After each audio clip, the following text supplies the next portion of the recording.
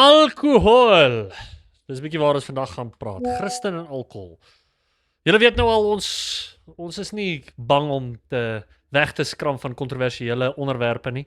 En hierdie is natuurlik iets in ons Afrikaner kultuur wat 'n groot probleem is in my opinie. Maar ons gaan vandag 'n bietjie kyk na wat sê die Bybel oor alkohol. Hoe moet Christene kyk daarna? Hoe moet Christene dink daaroor? Soos altyd, hierdie is my opinie. Ek dink ek vestig dit in die skrif en ek hoop hierdie kan vir jou bemoedigend wees en vir jou iets leer van die Bybel. Dan wil ek al ons Bloemfontein inwoners uitnooi. Die 19 April gaan ons 'n kerkdiens hou hierso in Bloemfontein by die Bybelhuis. 9:00 die oggend, enigiemand is welkom. Kom maak 'n draai. As jy 'n vraag vir my het, kom vra dit. Ek sien uit om julle te ontmoet. En iets van die manier wat ons moet dink oor onsself, ons verhouding met die Here en dis my hart agter die. Ek wil net eers begin met hierdie teks. En dis altyd ons lewe in 'n mal wêreld. Kom ons wees gou eerlik met mekaar. Daar's goeters wat aan die gang is en dit is oorloë en tramp val mense aan en die kerke val uitmekaar uit en ons het al baie goeters daaroor gedoen. En ek bedoel, ek dink ons sal saamstem, ons kerk se leierskap is in een van die ergste tye van soos net hulle rug op die Here draai en in sonde lewe en net aangaan om kerk te hou en al hierdie goeters het ons al oor gepraat. Maar ek wil vir julle net bemoedig met hierdie teks. En altyd wanneer dinge rof gaan, dan gaan kyk ek na hierdie teks en dan maak dit my net weer opgewonde van wat voor lê. Want kom ek sê vir julle so, die goeie nuus is, lees die einde van die Bybel. Gaan vanaand, sit, lees daai laaste paar hoofstukke van Openbaring, dan sien jy ons is aan die wenkant. Dan sien jy die oorlog gaan gewen word. Die Christene is dies wat gaan heers. Die Christene is dies wat die vyande gaan vernietig. Deur Christus se krag gaan ons die vyand vernietig. En dis dit nie vir jou bemoedigend nie. Die duiwel is op pad om in die poel van vuur te gooi word. Ons gaan in die nuwe Jerusalem ingaan en die Bybel sê dit vir ons so mooi. Kyk hierso wat sê. Ek weet nie of baie mense dit weet sê. Ek dink baie mense dink soos die Satan gaan wees in die hel en hy gaan daar regeer en dit gaan vir hom 'n party wees. O nee. Kyk wat sê die Bybel vir ons in Openbaring 20 vers 11. And I saw a great white throne here. Openbaring 20 vers 10. And the devil that deceived them was cast into the lake of fire and brimstone, where the beast and the false prophets are, and they shall be tormented day and night forever and ever. Hulle gaan gemartel word vir ewig en ewig. Let's go! Ja man, prys die Here. Dit is wat die Bybel vir ons sê. Die Satan gaan gegooi word in die poel van vuur. Baie mense misverstaan dit ook en dink die hel en die poel van vuur is dieselfde ding. Nee, die hel is 'n temporêre houplek wat nou bestaan. Die poel van vuur is iets waarin daar ewige torment gaan wees. Kyk wat sê hy hierso. Night forever and ever. A lake of fire and brimstone. Dis waartoe die Satan gaan. Versaai, dis hoekom hy nou soveel chaos saai, nie soos die al millennial ouens sal sê hy's nou vasgebind nie, maar dis hoekom hy nou soveel chaos saai in die wêreld, want hy moet alles doen wat hy kan om soveel Christene te vernietig, soveel mense te draai van die waarheid af, want hy het 'n beperkte tyd. Hy weet sy tyd kom vorentoe wat hy gegooi gaan word in die poel van die vuur. In die poel van vuur. Prys die Here. Nog meer, kyk wat sê Openbaring 21 vers 4 vir ons. And God shall wipe away all tears from their eyes, and there shall be no more death, neither sorrow nor crying, neither shall there be any more pain, for the former things are passed away. Prys die Here. Dis wat vir ons voorlê. Kan jy net vir jouself indink, 'n tyd waar daar niks meer pyn is nie, niks meer dood nie, niks meer huil nie. Christus gaan dit alles wegvat vir hulle wat in hom is. So vriende, prys die Here. Dit is wat ons het om na uit te sien. En ek wil net dit vir jou gegee het. Ek dink daar's baie van julle wat seker deur moeilike tye gaan en ek gaan net altyd na hierdie toe. En sê maak nie saak hoe mal die wêreld raak nie. Ons is aan die wenkant. Daar is vir ons hoop. Daar's hoop in Christus. Hier is die ding om na uit te sien. So byt vas. As jy in 'n moeilike tyd is, byt vas in die Here, nie in jou vermoë nie in jou medisyne nie. Byt vas in wat Christus vir ons hier in die Bybel sê, dat daar's 'n tyd wat kom, wat elke traan van hulle oë gevee gaan word. Elke een. Prys die Here. Halleluja. Maar met dit wil ek vandag praat spesifiek oor alkohol en ons as Christene, hoe ons dink daaroor, hoe ons moet dink daaroor en wat kan ons in die toekoms doen. Maar kom ons wees gou eerlik met mekaar, hierdie is 'n epidemie. Dis niks minder as 'n epidemie in ons kultuur. Ons as Afrikaners hou van drank, die manne wil suip en dis elke naweek. Jy weet, kom ek sê eerlik vir jou, as jy elke naweek dronk is en as jy elke naweek in oormaat drink, dan sit jy met 'n probleem. Daar's geen ander manier om te sê nie. Ek weet nie hoe kan jy jouself 'n wedergebore Christen noem, maar jy's elke naweek dronk nie. Soos dis regtig iets wat jy by die Here gaan moet uitkom. Jy moet gaan vra om jy moet bekeer daarvan, jy moet wegdra daarvan. Maar ek wil vir jou wys uit die skrif uit wat sê dit daarvan. En presies. Kom ek deel eers met julle my pad wat ek gestap het met alkohol. So ek het vir lank glad nie alkohol gedrink soos wat ek groot geword het deur matriek, deur skool tot eerste jaar, tweede jaar. Dit was altyd my droom om soos professioneel rugby te speel. So dit was vir my belangrik om gesond te wees, te oefen en alkohol was vir my 'n belangrike deel daarvan. So as die ander ouens geparty het op matriekvakansie, was ek die ou wat altyd bestuur het. Ek het net water gedrink terwyl almal anders te gedrink het. So dit was nooit regtig vir my soos 'n peer pressure ding van hier is nou klomp ouens wat jou try intimideer om dit te doen nie. Dit was my ek was heeltemal gemaklik om nee te sê. Hier omtrent seker tweede, derde jaar het ek toe begin drink en te veel gedrink ook in oormaat terwyl ek gesê het ek's 'n wedergebore Christen wat natuurlik 'n groot probleem is. Maar op 'n stadium omtrent kom ons sê so en toe het ek waarlik by die Here uitgekom, daai Paul Washer preek gekyk. Toe het ek nog vir 'n lang tyd was ek 'n sosiale drinker. Nou en tot en met so 2-3 jaar terug het ek besluit om totaal en al 'n geheel onthouer te wees en glad nie te drink nie. En dis nou omtrent vir so 2-3 jaar wat ek nie 'n druppel gedrink het nie. Nou kom ek sê vir julle, so ek dink die Bybel leer vir ons en sê vir ons om geheel onthouers te wees. En ek gaan vir julle nou sê hoekom ek so sê. Nou, kom ek sê net eers, vra jouself net die vraag. Kom ek vra julle net die.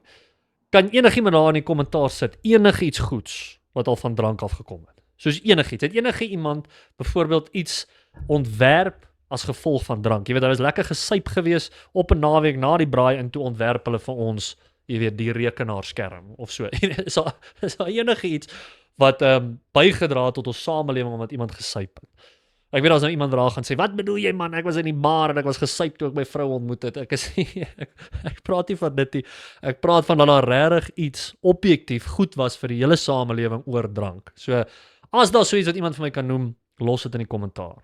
So, maar dit is net die eerste punt. En die volgende ding is, kom ons gaan na die skrif. Kom ek gee vir julle die skrif wat my regtig laat draai het. En hierdie skrif het gepraat met my hart en ek hoop dit doen dit so vir jou. Okay, my hart is regtig, julle weet ek wil nie iemand se gevoelens spaar nie. So ek wil vir jou aanmoedig om te sê, nie net moet jy 'n sosiale drinker word as jy baie drink. Ek wil hê jy moet totaal en al ophou. Ek dink dit is 'n pandemie in ons kultuur. En dit lei dat mense doodgaan. Ek bedoel, julle kan self weer, daar was nou die dag iemand in Bloem, 'n jaar of 2 terug, 'n vrou wat gesyp geraak het by die rugby, toe jaag sy oor 'n robot in 'n kar vas waar 'n 12-jarige dogtertjie was en die dogtertjie is dood. En nie net met daai vrou toegesluit word, sy moet toegesluit word vir die res van haar lewe. Dis vir my absoluut, as jy drink en bestuur, nee, dan verdien jy die toorn van die Here op jou lewe. Jy sit ander mense se lewens in gevaar sodat jy jou vlees kan bevredig deur drank te drink. So ek moenie my laat begin met dit nie. Ek kan dit nie hanteer as ouens drink en bestuur nie. Maar buiten dit, ek dink as jy 'n wedergebore Christen is, gaan dit oor dat jy 'n voorbeeld stel vir ander mense ook. So ek praat van 'n totale prohibition, 'n totale wegdraai van dit. Nou kom ek gee vir julle die teks wat my laat draai het. So 1 Korintiërs 8 vers 6. But to us there is but one God, the Father of whom are all things, and we in him, and one Lord Jesus Christ, by whom are all things, and we by him. Howbeit there is not in every man that knowledge, for some with conscience of the idol unto this hour eat it as a thing offered unto an idol, and their conscience being weak is defiled. But meat commendeth us not to God, for neither if we eat are we the better, neither if we eat not are we the worse. But take heed lest by any means this liberty of yours become a stumbling block to them that are weak. So hierso praat hy nou van vleis wat geoffer is in die tempel vir soos 'n afgoderry, maar dieselfde prinsip met drank bly daar. Wat hy hier vir hulle sê is, as die ding wat jy eet, omdat jy nou 'n Christen is en jy eet wat jy wil eet, soos jy die liberty, jy het hierdie Christen liberty, dan kan dit 'n stumbling block wees vir hulle wat swak is. Met ander woorde wat hy hier sê, so sê nou maar iets soos alkohol, en jy drink dit voor ander mense wat swak is, en hulle kan soos alkoholiste word, hulle kan verslaaf raak, dan is jy besig om 'n stumbling block vir daai mense te wees. So dis net duidelik wat die Bybel vir ons leer. Dis wat my issue is met ouens soos Jeff Durbin en James White, wat so op hulle podcast sal sit, en dan sal hulle rook en drink, en jy weet, net soos 'n swak voorbeeld stel. So jy weet nie wie kyk jou video en sukkel met alkohol, en nou is jy 'n Christen podcast, jy weet, jy moet 'n voorbeeld wees vir die wêreld. Nou kom hy na wat hy dink is 'n veilige plek toe, sien hoe drink jy, en val weer terug in sy sonde. So ek bedoel, dit is net vir my 'n shocking ding vir 'n Christen om, jy weet, voor ander mense, wat jy ken nie almal, sê nou maar jy's alleen by jou huis, en jy drink 'n bier saam met jou vrou, wat ook al, jy weet, soos doen wat jy wil doen. My groter issue is as jy dit voor ander mense doen, en jy's besig om hulle in die verderf in te lei. Okay, nog meer as dit van 'n pastoor se kant af kom, ons sal nou 'n bietjie daaroor praat. Nog 'n vers wat dit ook baie mooi sê is, hierdie is Romeine 14 vers 21. It is good neither to eat flesh, nor to drink wine, nor anything whereby thy brother stumbleth, or is offended, or is made weak. So sien die Bybel sê vir ons duidelik, jy kan nie voor 'n broer iets eet of iets drink wat hom sal laat struikel nie. En spesifiek praat hy hier van wyn. Okay, spesifiek praat hy in hierdie konteks dink ek van alkohol. Nou, nog 'n vers wat baie duidelik is Spreuke 23 vers 31. So kyk wat sê hy, look not thou upon the wine when it is red. When it is red beteken as dit gefermenteer is. When it giveth his colour in the cup, when it moveth itself alright. So hierso sê hy vir ons duidelik dat moenie eens kyk na wyn as dit gefermenteer is, as dit alkohol in het, as dit die vermoë het om jou dronk te maak. So ons kan ook gaan kyk byvoorbeeld Efesiërs 5 vers 18. And be not drunk with wine wherein is excess, but be filled with the Spirit. Nou hierdie deel verwys na excess, jy weet, te veel drink. En ek dink ons almal kan saamstem, 1 Korintiërs 6 vers 9 sê ook byvoorbeeld, no drunkard will enter the kingdom of heaven. So ons almal weet dat om dronk te word is verkeerd. Nou kom ek sê vir julle net so, wat is dronk word? Want ek weet daar's ouens wat daar sit en sê, man, ek kan 24 biere drink en dan is ek nie gesuip nie. En dis dalk selfs waar. As ons gaan kyk na wat die wet van Suid-Afrika sê, of basies enige land se wet, hoeveel biere vat dit voor as jy blaas, jy weet as 'n speedkop jou aftrek en jy moet blaas, hoeveel biere vat dit voor jy sal positief blaas op daai toets en hulle kan jou toesluit? Dis soos 2 biere. Jy weet dis soos 2, selfs minder. So wettiglik is jy dronk as jy 2 biere gedrink het. So ons moet konstant bly en weet daai wette is daar met 'n rede. Wetenskaplik kon hulle bewys dat jy's ge-impaired in die manier wat jy besluite maak as jy 2 biere het. So dis wanneer jy dronk is. Moenie vir my hierdie goeie sê van ek kan my drank goed hanteer en 24 biere is vir my niks. 2 biere is jy gesuip. Dit is wat die wet sê. So ons kan nie daai verskoning gebruik nie. Nou ook, kom ek gee vir julle hierdie voorbeeld van 'n storie wat 'n pastoor wat ek gehoor vertel het in Amerika. Toe sê hy daar was 'n pa wat 'n sosiale drinker was. Hy drink nie baie nie, is 'n bier of 2 op die naweek en die naweek het hulle 'n partytjie gehad, hy het 2 biere gedrink. Hy los toe die ander 4 biere in die yskas en hy het 'n seentjie gehad wat 12 jaar oud was. Daai maandag het die seentjie gegaan, hy het daai 4 biere gedown, hy dronk geraak, het op sy fiets geklim voor 'n kar ingery en hy's dood. En weet jy wat, dit is daai pa se skuld.